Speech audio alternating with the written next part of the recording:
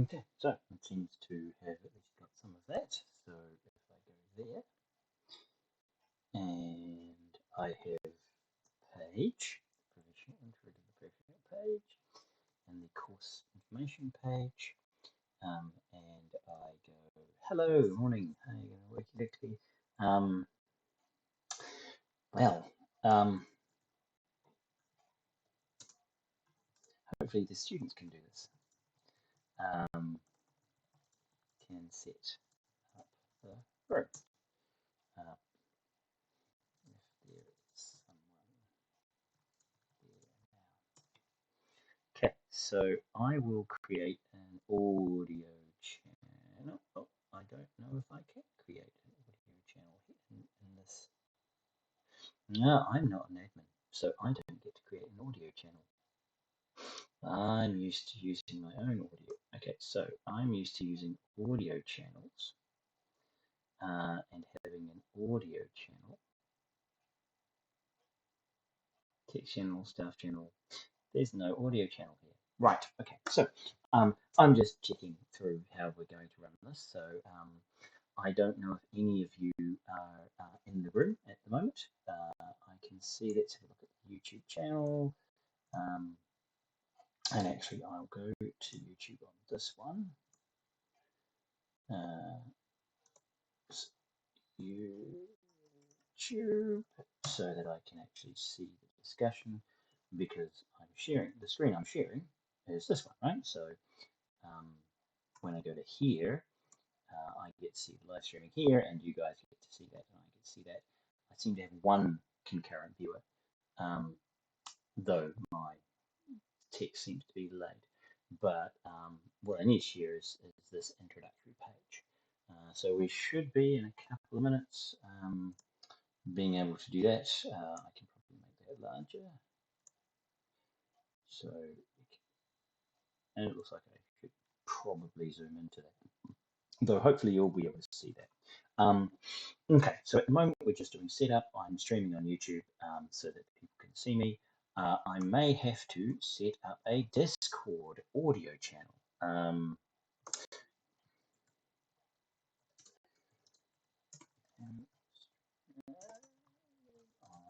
the YouTube channel, I will just grab you the live chat. Hi. So here you can see this is the live chat. I'm not going to show you the stream key. And we have 3 concurrent viewers, which is all good. And I've just said hi. But I need to copy the link to this, which, if I'm correct, I should be able to go to the YouTube, go to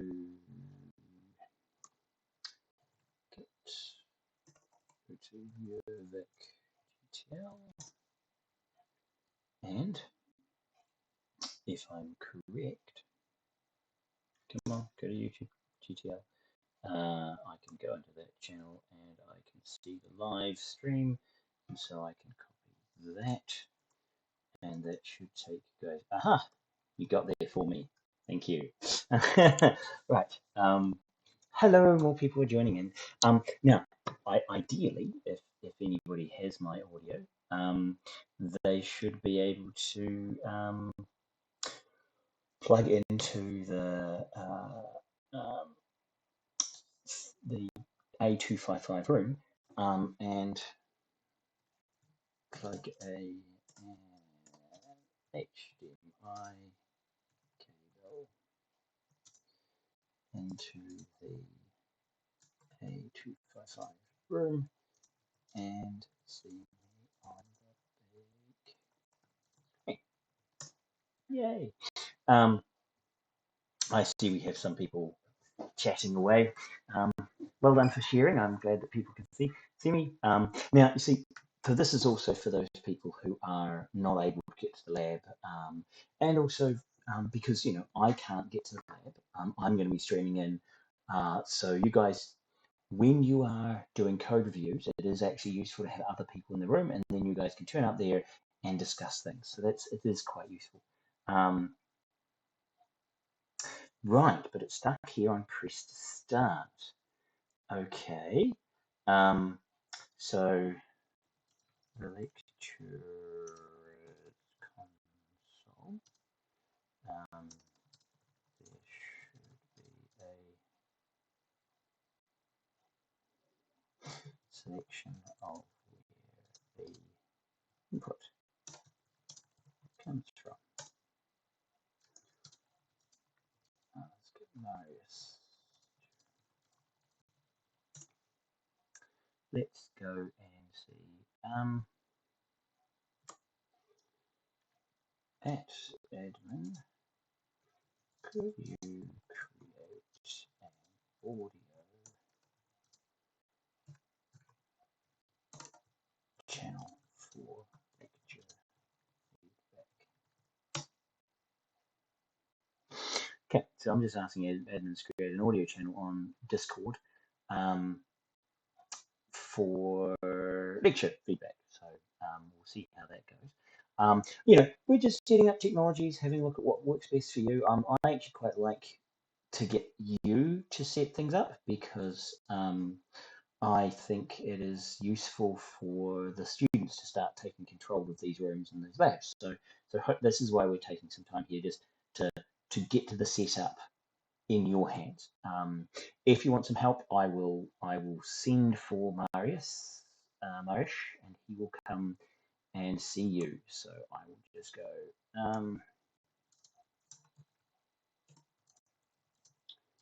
A255 and get them past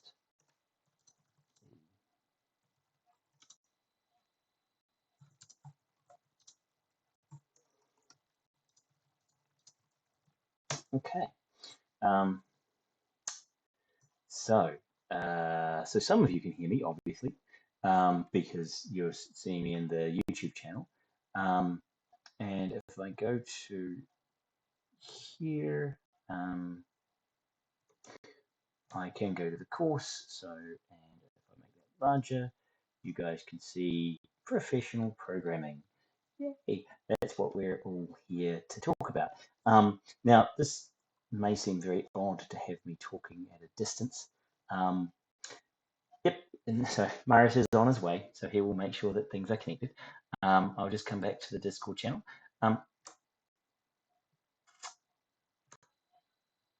Right, excellent, channel created. So I can't see it. Is the tech channel, staff channels? Where is the audio channel?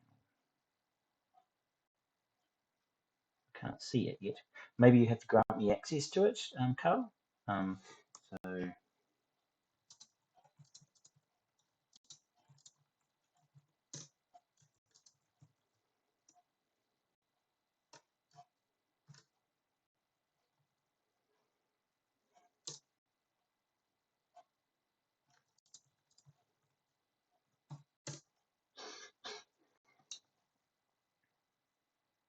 So I was just getting the Discord set up because although it's very easy for me to talk to you all in YouTube, having me just read the Discord chat as the way I get feedback is fine, except when we're needing to have a chat, right? And so it is useful if there's at least one microphone in the room. So if one of the students there can actually talk, it tends to be a wee bit faster when we're having a discussion to talk rather than merely type. Though I have seen quite an efficient discussion in Discord. We're just seeing if the audio chat comes up. So this is basically an interesting combination of using YouTube and Discord. YouTube so I can stream like this and share video and share my screen, and Discord so that you guys can talk to me and talk to here. So we're just seeing if this is going to come up. Otherwise, we'll just use text initially, and we'll try and set the Discord audio up later. So, am I on the big screen yet? I don't know if you'll have to tell me on the text if I am, because as soon as I am, I will actually start the discussion. And although I can't hear you, maybe you guys can type really, really fast, and therefore be able to kind of keep me informed of what's going on, merely by your typing. Right. Okay.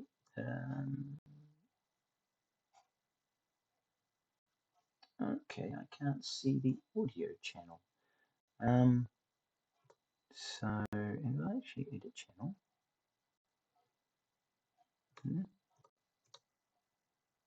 right, where is? Okay, so I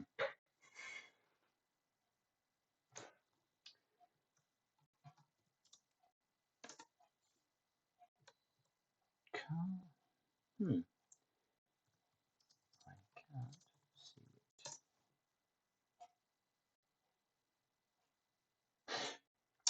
Either way, I'm hopefully going to be on the big screen in just a minute. This is just an introductory class. I know it's the middle of winter there, and I know some of you turned up bravely at 8 a.m. on Monday morning, and I'm sorry that the message didn't get through to everybody that no, we weren't doing 8 a.m. Monday morning. I'm shifting the time to this Wednesday time. It feels hopefully less difficult to arrive at 10 on Wednesday. If you're in the web client, you might want to just, no. Maybe I need to restart. There it is, lecture feedback. Haha, I'm connecting to the lecture feedback. Great, voice connected. Fantastic. Okay, so it appears that I'm now in the voice channel for lecture feedback. So basically, you can actually hear me both on the YouTube forum and in the lecture feedback session. Part of the benefit of going to the lecture feedback session, haha, yay, great, wonderful, I'm up. Right, so, and I now have an audio, a voice channel for the lecture feedback system in the bottom there. It's fantastic. And I have the text chat. So I'm in the voice audio channel, so you can hear me there. I'm in the text chat, so you can ask me questions and chat at me there. So we can get underway. Right. At the moment, I can't hear any of you, so you're going to have to respond in the Discord channel. Okay, so this will all seem very strange to you. I'm a remote lecturer. It is the middle of the night here in New Zealand, so it's now 10:20. And I will be giving you lectures late on Wednesdays in New Zealand, which is early on Wednesday in Norway. Now, this course is an unusual course. I see Marius has just told me, yes, all good. He's just got me up. Oh, yeah. I'm glad it was the 255 system that broke down. That's an excellent reason for having it not work. So this is an unusual course. When I first conceived about creating this course, it was that, yes, exactly 12 hours. The challenge was that some of the students were going through a programming degree without becoming good programmers. And so we felt that it was important to add a course that would focus on your programming ability rather than your report writing or on a new technique in any particular language or databases or OO programming. We wanted a course which would make you better programmers and into professionals so that when you leave university, you have the best chance of actually getting a job, keeping a job, and being valuable in that job. And so, we created this professional programming course. Now, I also consider it quite a different course because I've described it to many students as an attitude course rather than a skill or knowledge course. So my goal here is not to teach you any particular skill, right? So it's not a course where I'm going to teach you how to use continuous integration, right? We're going to talk about continuous integration. We're going to show you how continuous integration works. But the point of the course is to teach you about why you would do this and to discuss the professionalism of approach rather than any individual technique. Now, part of the justification for doing that is that things change so quickly that there's no point me teaching you a particular tool because that tool will be outdated and useless within a few years. It's also not particularly useful to try and do a kind of dump knowledge from my brain into your brain and then test you on it. What we need to do is get that attitude towards what you do. So I need this course to be run fairly strongly by you, all of you in the lab, and those who are watching from home. Now, given that I'm not going to be in the room, it would seem a bit harsh for me to require every one of you to be in the room all the time.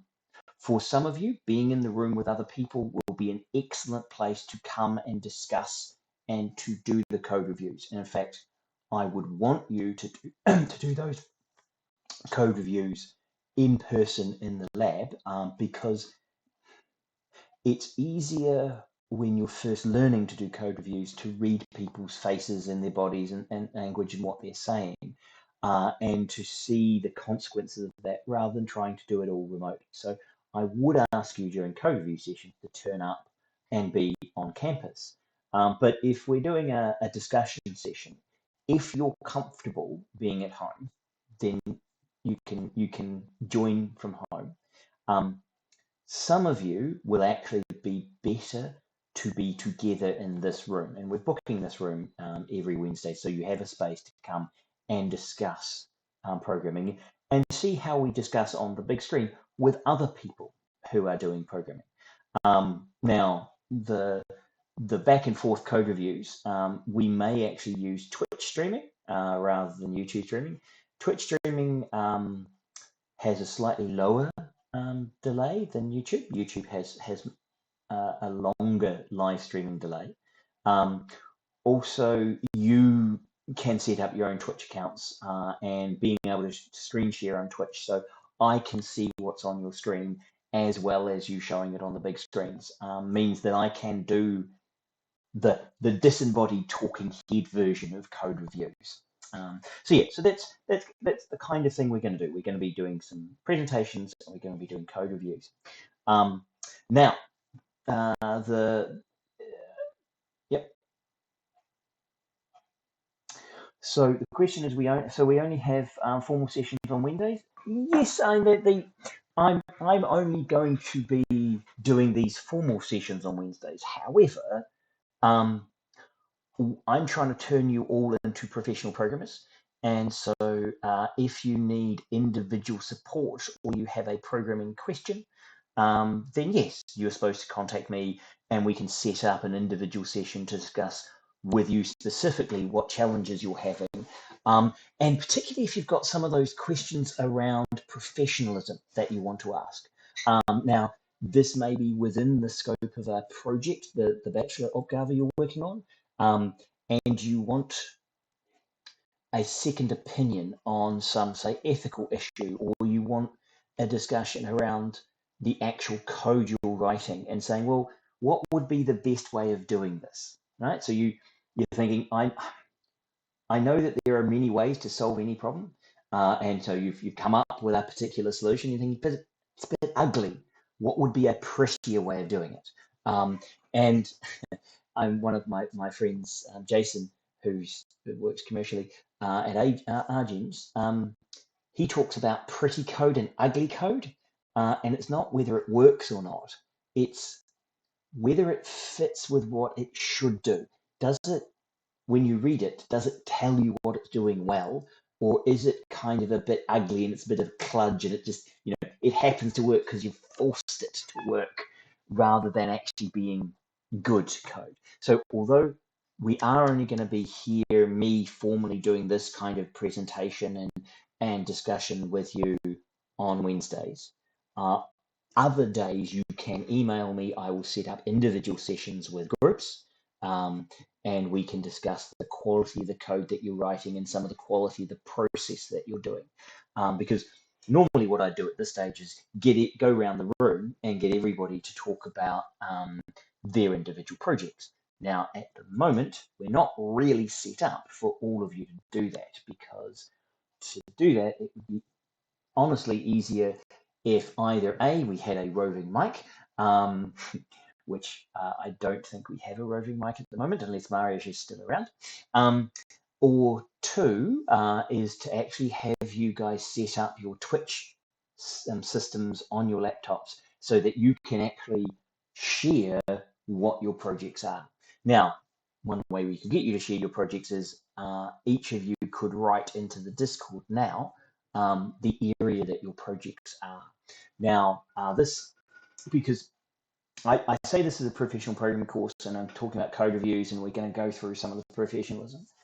The main goal of this course is actually to sit alongside the Bachelor Uppgave. So in the room, and I can't see you all, so we're going to have to try some interesting combinations here. Hopefully all of you have access to either a mobile phone or a laptop. And you all have access to Discord. Now, if you do not have access to Discord, now is the time to put your hand up and say, I don't have access to Discord, and get one of the other students to help you get access. Now, if you're wondering where access is, if you go to the Blackboard page, which you should all have access to, for the 3602, 2024, in course information, right, which is the second tab rather than course content, sort of under course content is course information. On there, and if I make that even larger, there should be a discussions will happen in the Music Discourse server. Apparently A fun P for G. I'm not sure why it gave us that shortening, but Discord GG A fun P for G is the Discord is the invite link that I created for the channel. So if you don't have Discord, you need to go there. And then once we have you all on Discord, we can then start actually having you giving feedback to to my course, right? And I can start asking you questions about how many of you are doing the Bachelor Uppgave. Right. So now on the Discord, if some of you are in the IMT3602 professional programming, you can now vote and vote up that. So how many do not have a large programming course? Okay, so I also get people to vote. I've got 5 people who have voted that they're doing the Bachelor Uppgave. That's excellent. Now, on Discord, you'll notice that you can actually then click on the hand and vote on that yourself, right? So, and someone can then add an emoji hand to the next vote, the next issue, and say, let's see. So if we go, I want an emoji, and I'll put hand up, and we're using the raised hand. So if you are not doing a large programming course, or not a course that involves a lot of programming, you can vote on the other hand now. So I put one there already. So that's one. So we've got 15 people have given votes. That's excellent. I see we've got some other people voting. No one else is in the voice channel on the lecture feedback. If you want to talk to me, then you can scroll down and jump in there. So we've got 17 people who are at least listening to me in the room. Hello, everybody. I'm glad you're there. Okay, so that hopefully has got most of you into the Discord server.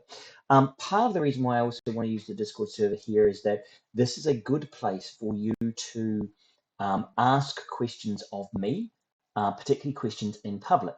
Now, I mean, it might feel a bit embarrassing to ask questions in public, but part of this course is also say, you know, we are a professional group, right? So, so we have what's called COPs, so communities of practice, and as a community of practice, we know. Right, there is some delay in the stream. That is true.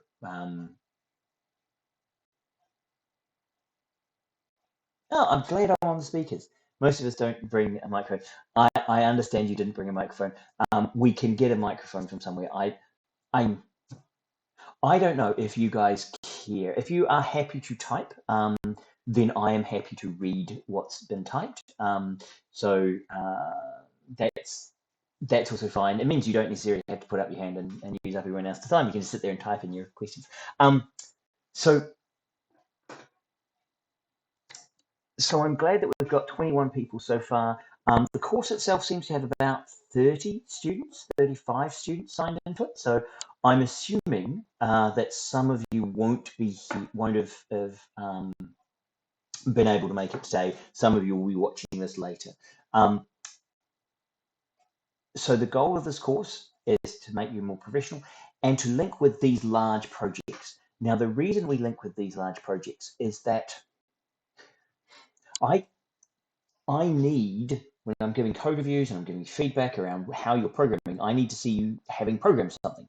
There isn't enough time in this course to give you assignment tasks, and giving you abstract assignment tasks just to keep you busy would be ridiculous. Because hopefully, and it looks like 21 of you have responded so far, at least 20 of you, that you have these large tasks to do. So that's why I can then help you with those reviews. Now, as I said, this is going to be run by you. Yeah, so just because there's one or two people from your group who aren't here, that's fine as well. Okay, so, and they could be watching on the stream. They can watch it later because it will be recorded on the YouTube. There's one putting your hand up there on the stream. As I said, if you can't make it in, watch the stream to participate that way. A bunch of you will get benefit of being in the room. Okay, so we're going to link this to the large programming project that you have. Now, if we have a look at the GitLab, now there's also the link from the Blackboard page to the GitLab page, right? Now that GitLab page has this professional programming start. And the first thing I say is what the submission is, because often you guys want to know, okay, for a course, what are we going to submit, right? How am I going to be assessed for this crazy attitude-based course? And basically, I need you to submit a repo which could be the repo that is your bachelor thesis project. Generally, that would be where it is. And somewhere in that repo, you will use you will create, at the root of that repo, you will create the proprog.md. That markdown file there will be where I will look to find the information that you're submitting to be graded for the professional programming course. Okay, so this is how the grading works. And so in that, it'll have a list of the names and teams, the links to any other repos for the projects, and it will have group discussions, and it will discuss so this is both a group and individual course. So it'll have group discussions where you discuss the strengths and weaknesses of the languages you chose, how you control the process and communication systems, the use of version control systems, ticketing, tracking, branching, version control, like what was your professional approach to the code you were working on, right? Rather than just oh yeah, we hacked some code together and it worked. I want to start seeing that you're actually thinking about what you do, not just getting something done. and a link to the programming style guide that you have created as part of your agreement in your group. A discussion of the use of any libraries and integration of libraries and professionalism and your approach to that software development, and your use of code reviews. So I expect that to be written down in the professional programming thing in Markdown file. And you also have individual discussion, right? And within an individual discussion, now normally I like to be the user code.md of each student. I haven't wrote that down, so I'll probably have to add that here. And that's where I want to see you talking about code which you consider good, code which you consider bad, and two pieces of code, one before and after refactoring. Now, this could be in the you are linking to a previous commit in your repo. Because you'll be using GitLab or GitHub or one of those, you'll be able to link to previous versions of your code. When you do a refactor, and basically sometime during the semester, you will have to refactor code. I don't know projects that would last this long written by bachelor students who don't need some refactoring. So pick some part of your program, refactor it, and document that refactoring so that I can look at it, right? Because that talks about your realization of when code is bad and your decisions on how you fix it, right? And so that's taking a conscious approach to your programming, which is this professionalism we try to teach. And a personal reflection about professionalism programming. And that's where I want you, here, the reason we get you to write this sort of a reflection is not just for me, right? You're not writing, you're not trying to teach me something by your writing, and you're not really necessarily actually just trying to prove to me that you've listened in a lecture, because that's not what's relevant. The reason you write this is for you to think in a different way. Forcing yourself to write things down forces you to think about them, right?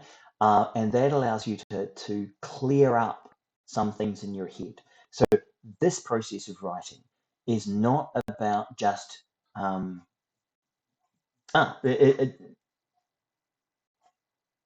right.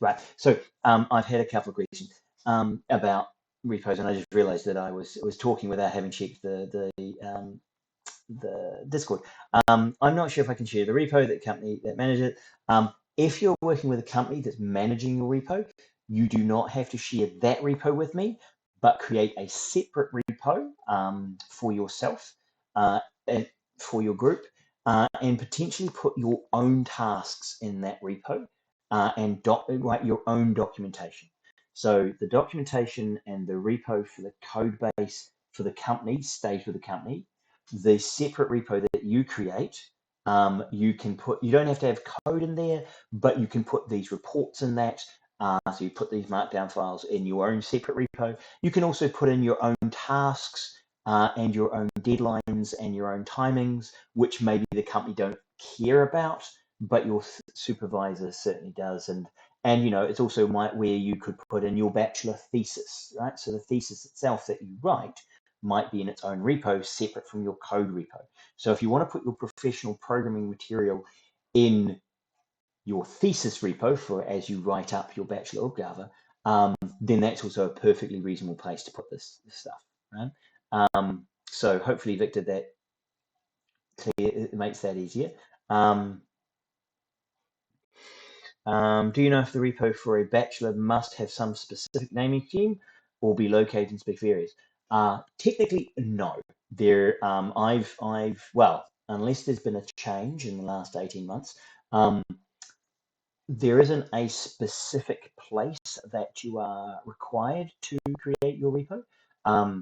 Using GitLab, the GitLab on site is a perfectly reasonable way of doing that.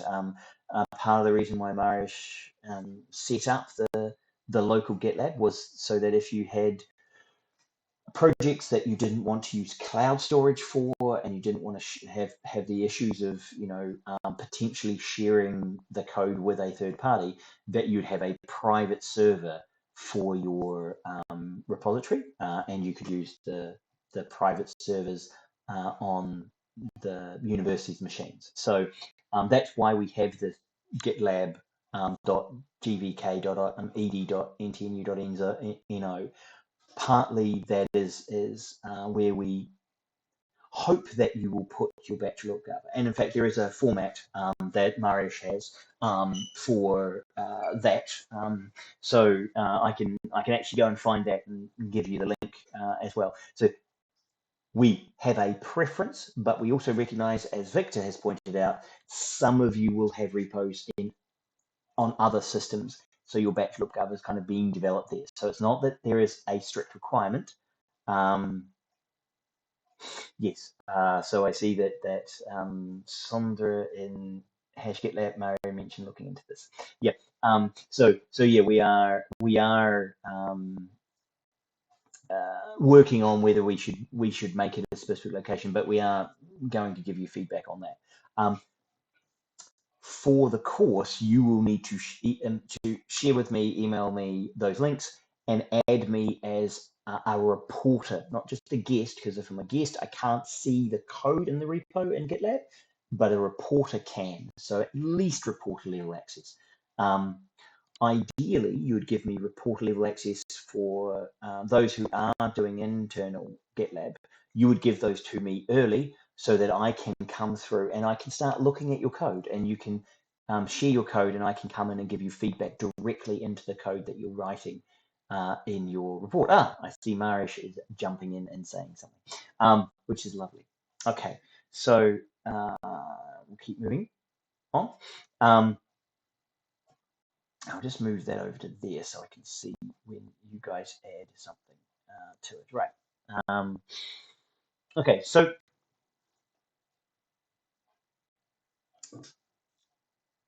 if you don't understand what I'm saying, just ask me in the Discord server. And if you don't have the Discord, then raise your hand, tell a friend, they can type in the Discord. Okay, so how do you know what good and bad code is? Well, that's partly what we're doing this course for. I want to teach you the aesthetics of code. I want to teach you so that you look at code and go, yep, no, that's well written code.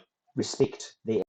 And look at other code and go, oh my God, what were they thinking? That is so ugly. I need to go and scrub my eyeballs. I don't want to look at that code anymore.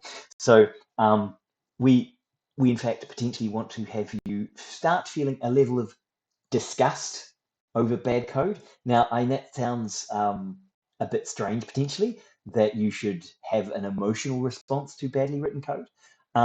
But just in the same way that you can train your palate to taste for wine tasting or different menus, so you can taste different food, and you get that response to oh this is bad, as in it tastes bad, right? Not that it's actually going to be poisonous to you, because it's still acceptable food. It's just that it's a bad combination.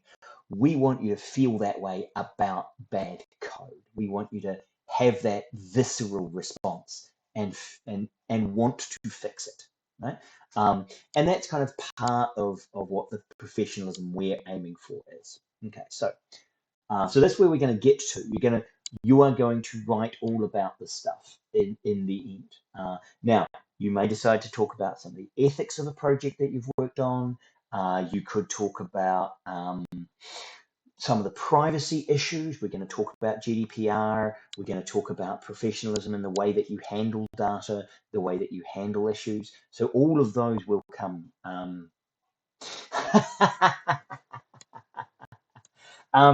Okay, so yes, you're right.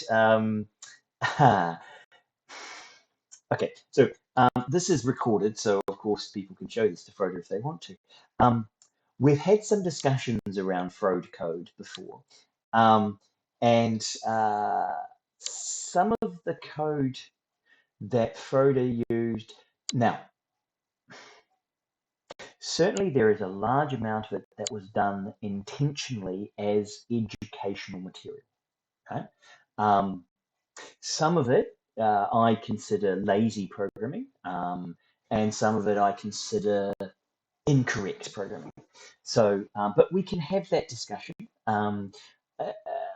There are some things that I will say are unacceptable to do, and in this course I have certainly gone over Froda's code from first and second year, and we've done a code review of it and done some rewriting, right? So one of the things I've done in this course before is we took a repo, we put the original Froda code in there, and then we rewrote bits of it and refactored it and talked about and discussed why we would make those changes, right? So it is worth discussing. However, there are some people in this course who never had Froda as a teacher, some of the international students. So for some of them, that's slightly less relevant.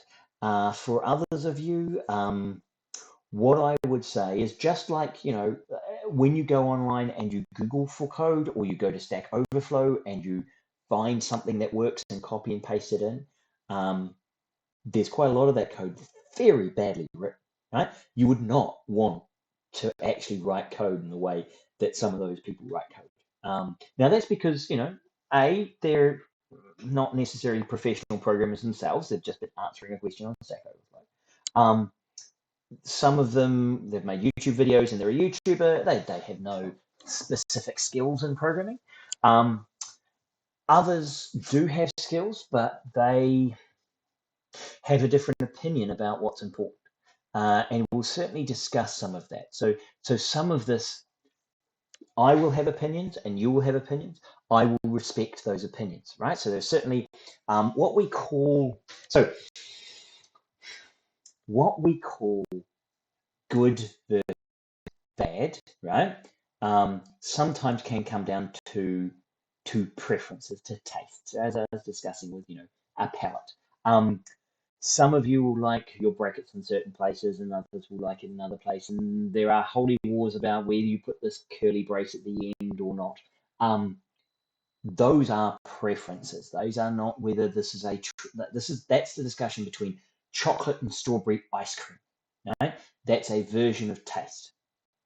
Now, there are some things which I will admit are purely down to taste, and different companies require different things. So they'll have different coding standards. They'll have different things. There are some things which are wrong, actually wrong in programming, and this is not an opinion. This is not but no, this is just another way of doing it. No, it is wrong. You should not do it that way, right? So we'll also have that discussion, right? And that's where we say things like, professionals do not do this, right? It's not that you get away with saying, oh yeah, but no, it's not acceptable to do some things. And so when I will say this is an unprofessional approach, it's not that I'm saying, oh, I don't like the way you've done that, because I will say that to you. I don't like the way you've done that, but it's acceptable. It works. I can see there could be a justification for it. Other things are just wrong, and you should never do them. Right? So that's and I will go as far as to say that there are places where go-to will work, and a go-to is the right response. Right? So I'm not going to say that a go-to is wrong on principle. It could be the right solution. Unwrapping your for loops. I'm not going to say everything should be in for loops, right? Or in a while loop. Sometimes unwrapping those and duplicating code, there's a good justification for it. In those situations, that's fine. But there are some things you just don't do as a professional, and so we'll get to those through the course. And that's what we're trying to get you to is getting you to that mindset of understanding the difference between sort of personal preferences in code and professionalism and unprofessional coding. And unfortunately, and I will say this, there are some things that Frodo does that I consider unprofessional. I know that might be a bit strong, and I know that could upset Frodo, but we've had those discussions, and I'm still comfortable that there are some things he does that I would consider unprofessional. Now, his comeback is, well, he's still trying to teach you, and so he's having to strip away some of the things you would normally do to try and help students through the challenges of learning to program. So there is an educational discussion there. But luckily now, I'm hoping You are all through learning to program, and now you are trying to learn to program well rather than just at all, right? So rather than just forming English sentences and knowing that there are words and that you can put them together to mean things, you're now trying to learn how to speak well and how to program well rather than just get yourself understood, right? So rather than, so, pointing at and thinking it's always a thing, by me, that, now, which most shop owners would know what you meant. They also would know that that wasn't good English, right? It wasn't coherent English. Okay, so that's what some of the stuff we'll do, and we'll do a code review of any code that you want me to look at. We can look at, and yes, last time we looked at the was it the list, his list code, for his linked list code, which was fascinating, including things that I would not do. Okay, so in terms of some of the coverage of the course, so we're going to talk about different language types. I don't expect you necessarily to learn all of the language types and all of the divided languages, because many of you will not need to use these, but we will have a discussion on comparative languages through the course, and I'm interested to see which languages you're using so that some of you can present a justification for why your language is the best solution for your task. We'll also try and understand a whole lot more of how GitHub/GitLab works. We're using GitLab in the project myself. Do I think... oh, I've got to get to the Discord. It keeps jumping away from me. There it is. Do you think people have come over to over-rely on Stack Overflow and internet resources? No, I don't think people have come to over-rely on Stack Overflow. I did spend, and this was very, very strange, I spent about a month programming without the internet, which was very, very weird. And that was back in 2008, where the company wasn't paying its bills and our internet connection had been cut off for a month. And so we had to try and code without the internet. That was very challenging, because you had to rely on the documentation you had on your computer, and so you couldn't look up documentation, you couldn't look up the formal definitions of things, you couldn't look up any resources at all. So that was extremely challenging.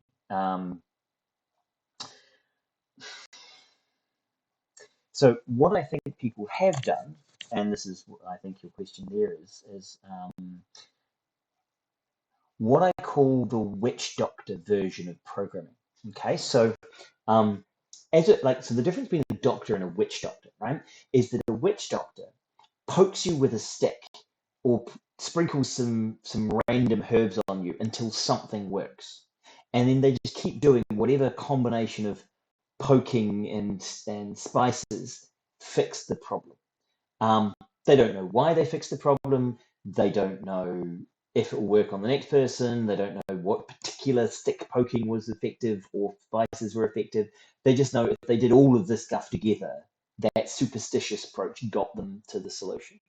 And it's that kind of random poking that what people do is they'll search for something, they'll find some code, they'll put it in, and then they kind of randomly poke at that code until it kind of compiles, or until it, like, the variables go through it and come out the way they're supposed to, without really understanding any of what's in there. And yes, I think that creates problems. It creates massive security problems.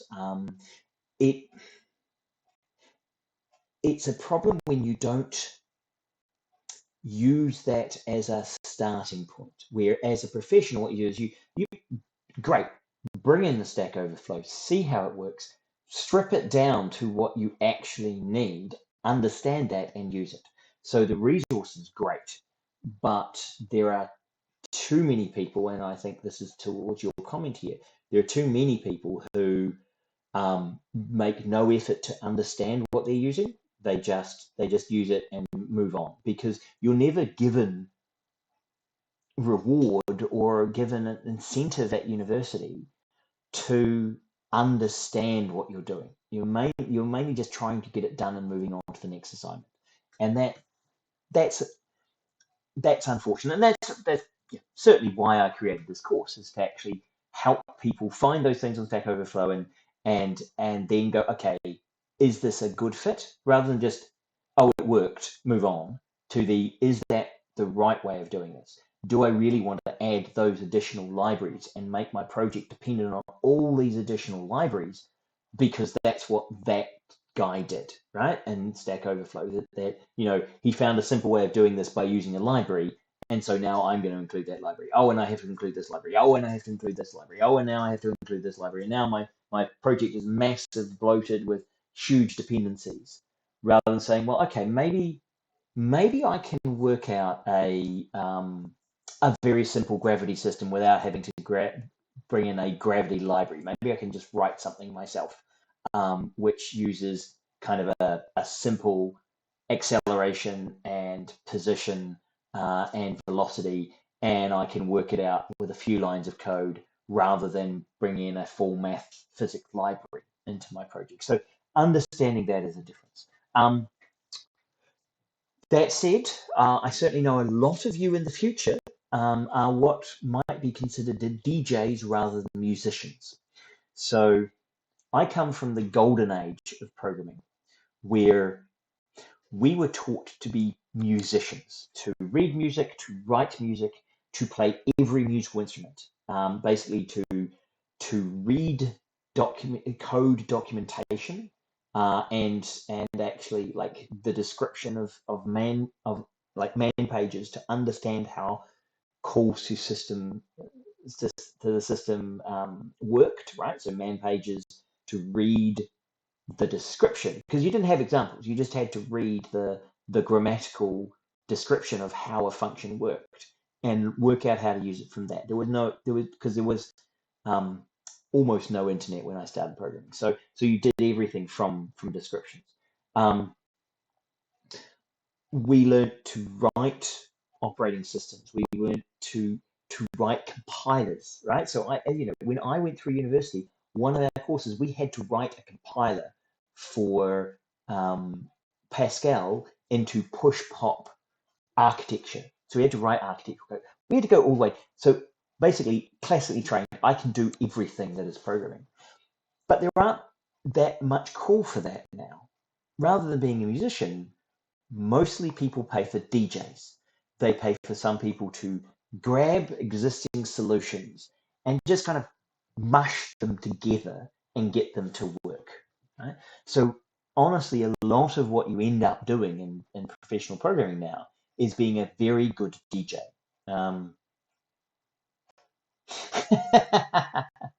Yep. Yeah, so maybe you can't die young as a DJ, but most of what you end up doing is grabbing code and smashing it together, and the most programming skill you need is working out how to massage the data coming out of this library in a way that it works going into this next library, and to write some script and some data management to make that conversion smooth and consistent. And then you're grabbing libraries and doing those sort of things. So that a lot of what programmers do now is like that. However,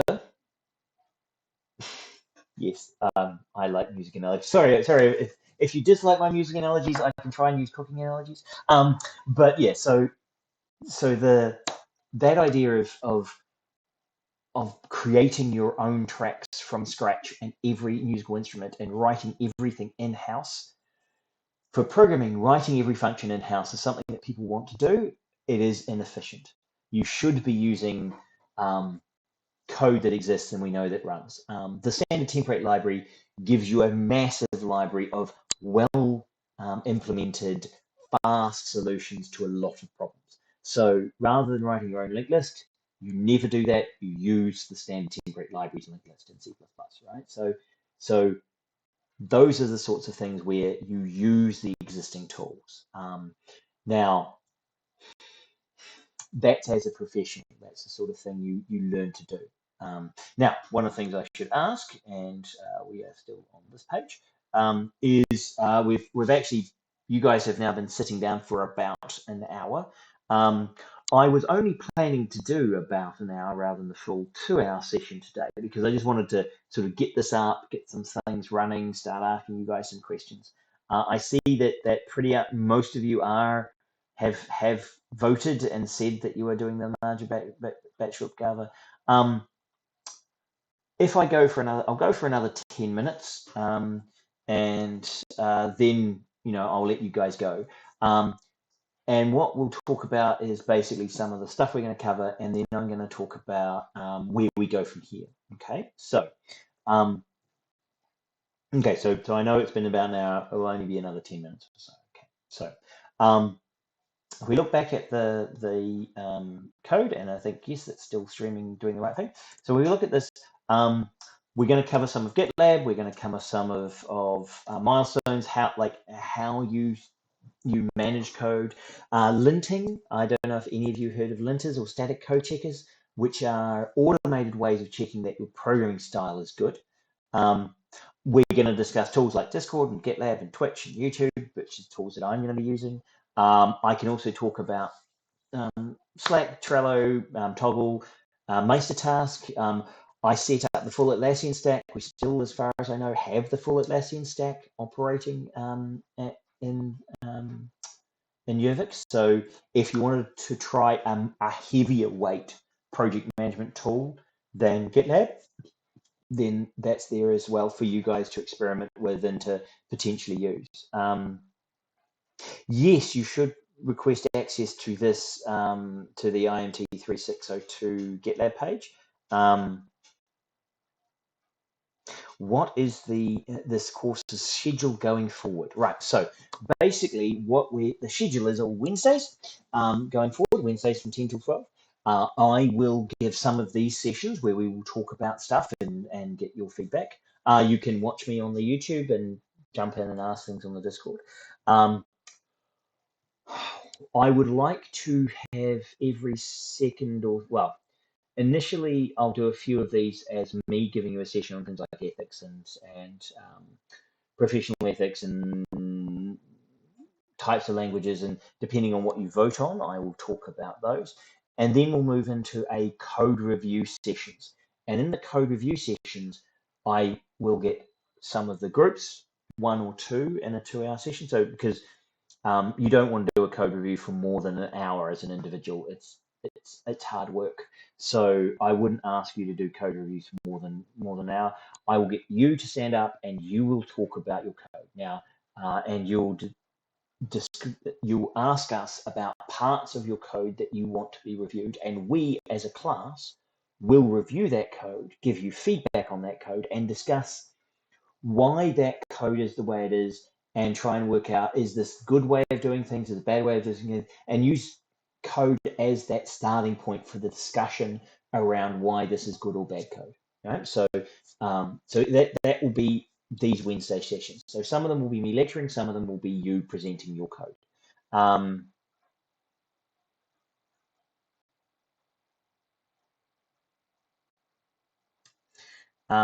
So the question is, how do we improve these sessions? So I'm happy. So if you are on Discord, you can see that you can actually hear me also potentially more live on the lecture feedback Discord channel, which I'm also there.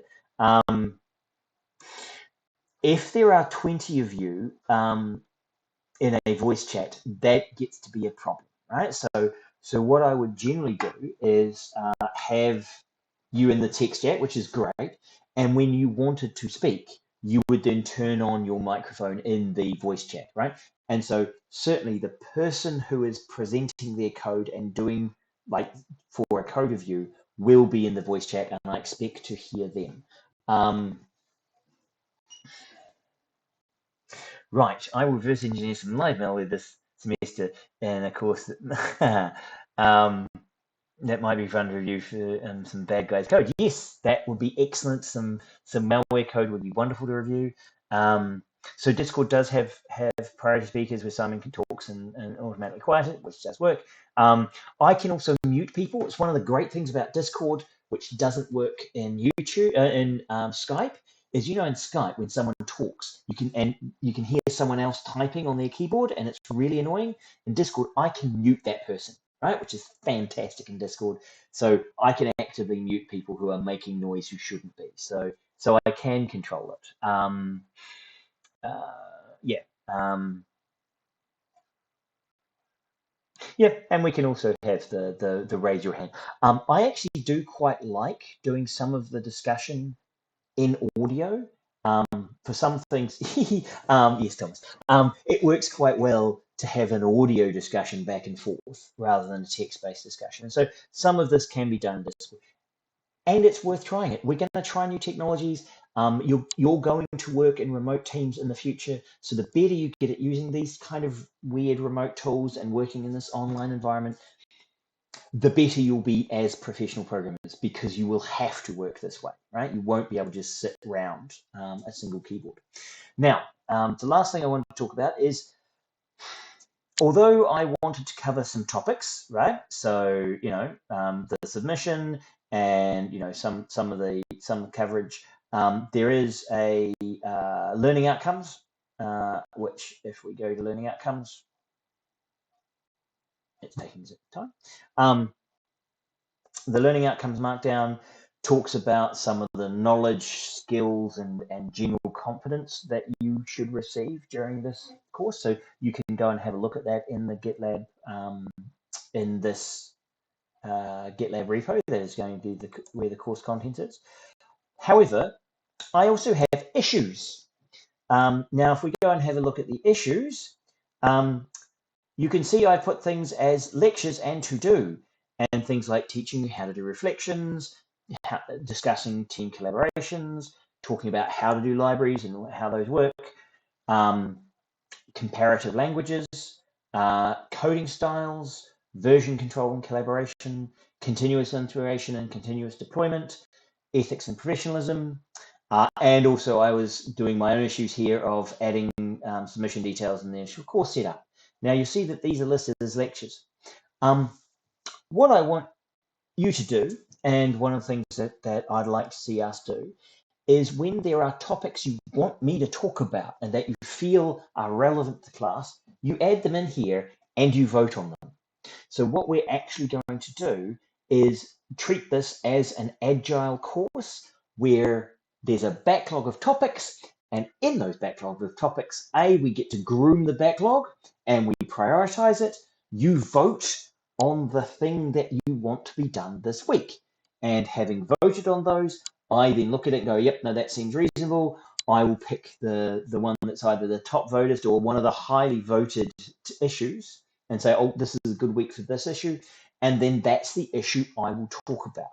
Right? So this is responding to your needs as a group. So you will vote on the content, and you can insert an issue here and have that issue raised up by other people voting on it, and I will talk about whatever content you feel is appropriate, and we'll take that lens of professionalism to that topic. Okay, so this is a way that you get to decide what you want to learn as a group. And so these issues, and if you look at if you click on the lectures label, you'll find all the ones that I've listed as lectures. Takes a moment to do that. So these are the topics that you'll cover, and we'll decide when to cover those by when you vote for them, and we'll start picking them off the top. There are some that I will cover regardless, even if you don't vote for them. One of those is ethics. You cannot do a professional programming course without an ethics component. So sorry, you don't get to vote that one gone. I will give that regardless. However, if there are other topics that you want to do first, then yes, vote on them, add them here, and we'll organize that. So I want you guys this week basically to get into the course GitLab, make sure we've got all the permissions working, make sure you've got all of that added, make sure that you can contribute to content in here, make sure that you can write an issue. I might have to add you all. You'll need to send me your GitLab logins so that I can add you with reporter level access so that you can add these issues and vote on issues. Having added those issues, voted on issues, you then get to kind of suggest what topics we want to cover. It also means that you can go in there and have a look at the markdown content that I've been putting in there. I can also put in some code, specific bits of code that I want you to look at.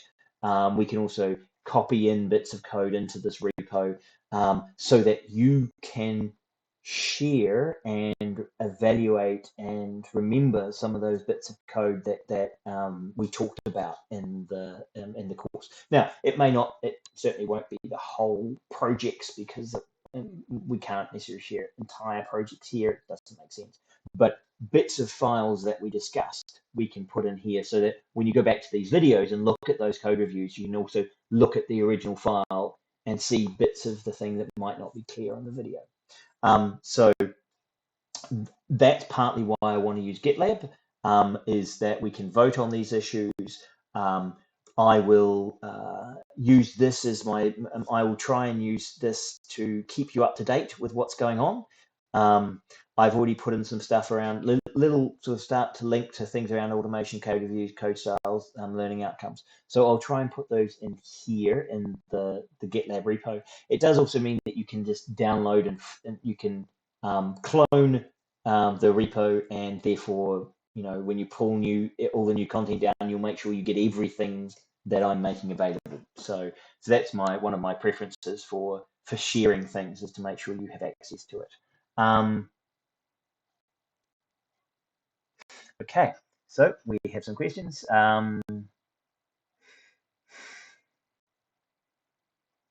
Right, so they can speak, but they cannot hear. Yeah, no, I'm not going to try and deafen people without. Yes,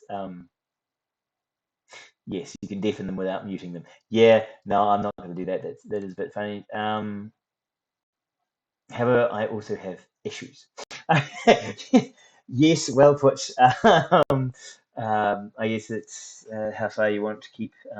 Yeah, experience is a very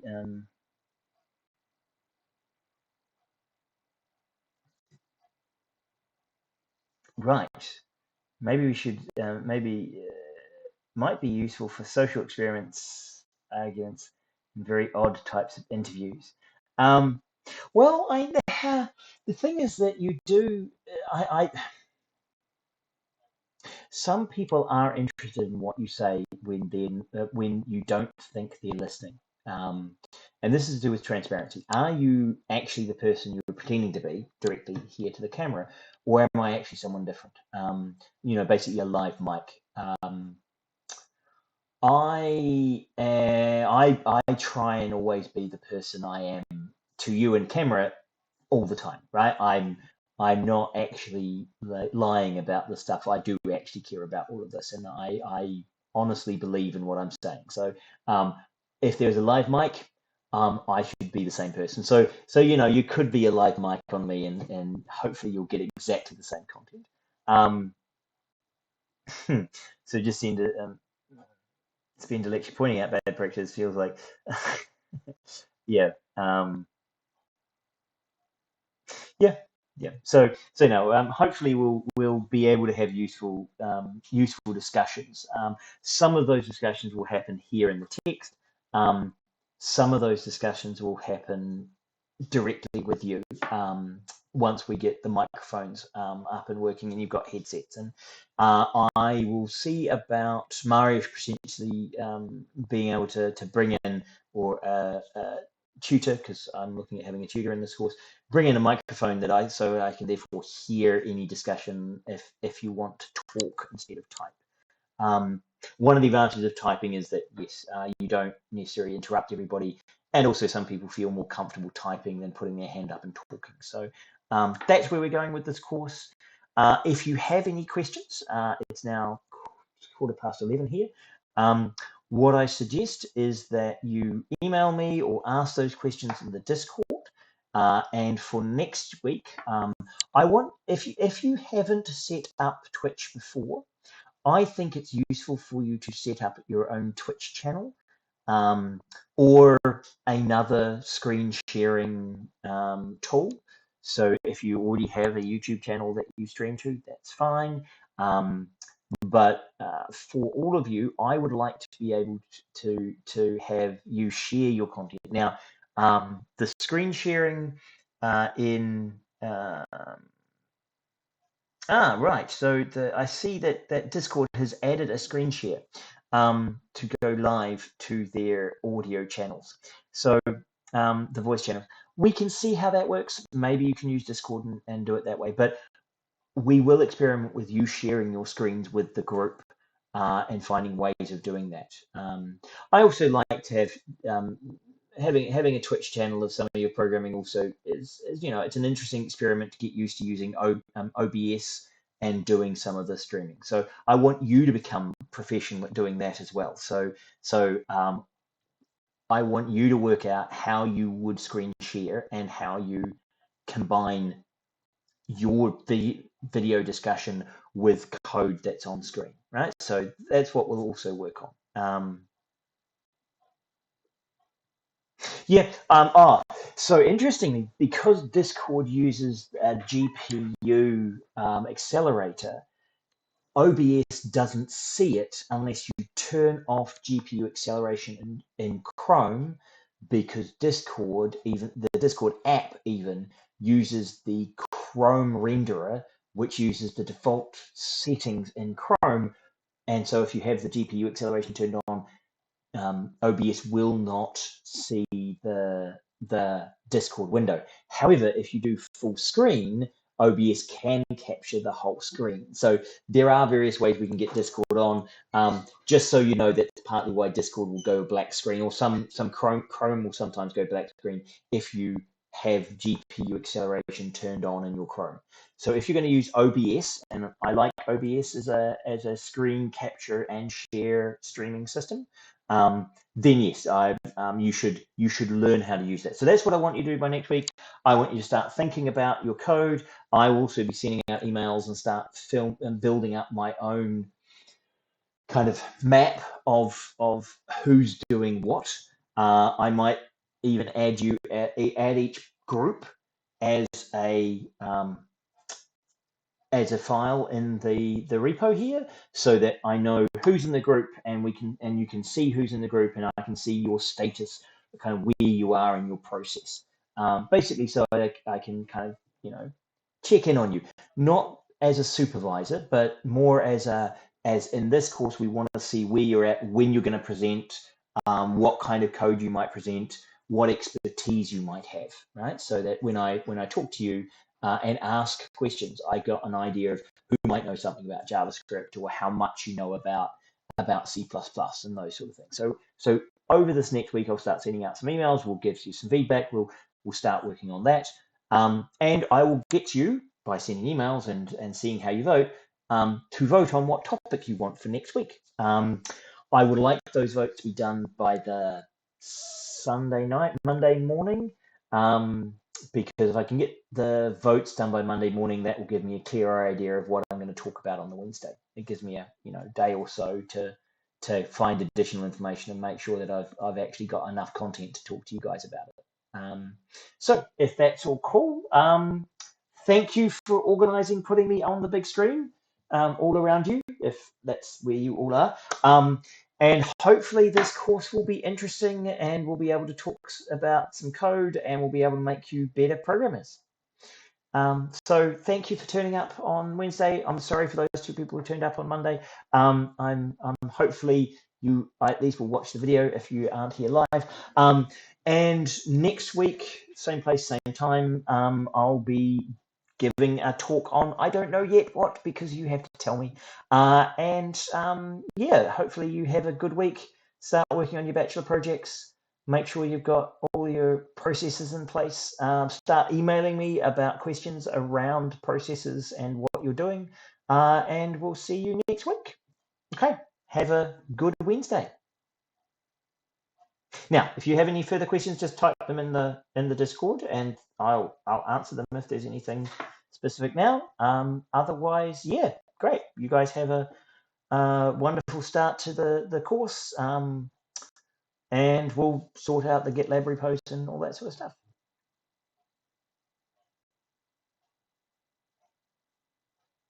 I have someone typing. See ya. Okay. Bye. I'm also happy to, if anybody feels like they want to have a DM, then we can also do some DM stuff now if there's any sort of offline questions that you have for me. But for the rest of you, thank you very much for tuning in. And this will be on the YouTube channel for the GTL for people who are now watching me in the future who aren't here right now. Okay. See ya.